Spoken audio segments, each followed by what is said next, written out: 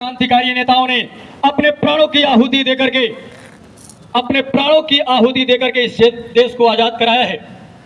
इस देश को आजाद कराने के लिए कितने माओं ने अपने बेटे खोए हैं, कितनी बहनों ने अपने भाई खोए हैं, और कितने पिता ने अपने पुत्र खोए हैं, और कितने पत्नियों ने अपने मांग के सिंदूर खोए हैं, और कितने बच्चों ने जो है वो अपने पिता का साया खोया है।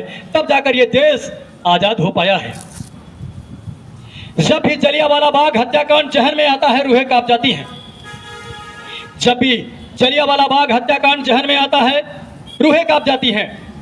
13 अप्रैल 1919 की वो घटना सबको झकझोर करके रख देती है, जिसमें जनरल डायर के आदेश पर जलियांवाला बाग में अंधाधुंध गोलियां चलाई जाती हैं।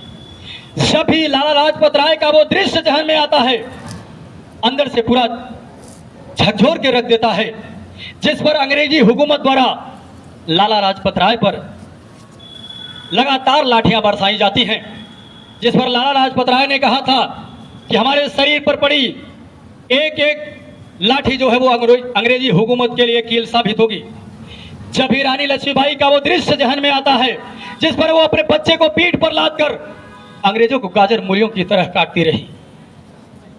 हमारे देश को जब भी वो दृश्य याद आता है, जिसमें भगत सिंह, राजगुरु और सुखदेव, हमारे तीनों देश के वीर जवानों ने एक साथ, हम क्या कर सकते हैं देश के लिए। हमारा भी ये कर्तव्य बनता है नागरिक होने के नाते कि हम भी देश सेवा करें। अब ये देश सेवा का मतलब ये नहीं होता कि आप सीमा पर ही जाकर के देश सेवा कर सकते हैं। हालांकि हमारे जो सैनिक हैं उनकी सेवा सर्वोपरि है। क्योंकि मैं यहाँ पर बोल पा रहा हूँ, आप एकत्रित हुए हैं, तो वो हमारे भारतीय सेना की बदौलत। क्योंकि जो वो दिन रात सीमा पर पहरा देते हैं तो हम आप चैन की नींद सोते हैं। लेकिन देश के अंदर रह करके हम भी देश सेवा कर सकते हैं। हर वो व्यक्ति देश सेवा कर रहा है जो अपना काम ईमानदारी से कर रहा है। मैं ईमानदारी से अगर टीचिंग कर रहा हूं तो मैं भी देश सेवा कर रहा हूं, क्योंकि देश के अंदर मैं रह करके देश सेवा कर रहा हूं, देश को आगे बढ़ाने का कार्य कर रहा हूं। हर वो व्यक्ति जो अपना काम ईमानदारी से कर रहा है वो देश सेवा कर रहा है। यहां तक कि वो पंचर बनाने वाला भी देश सेवा कर रहा है, क्योंकि वो अपना काम ईमानदारी से कर रहा है।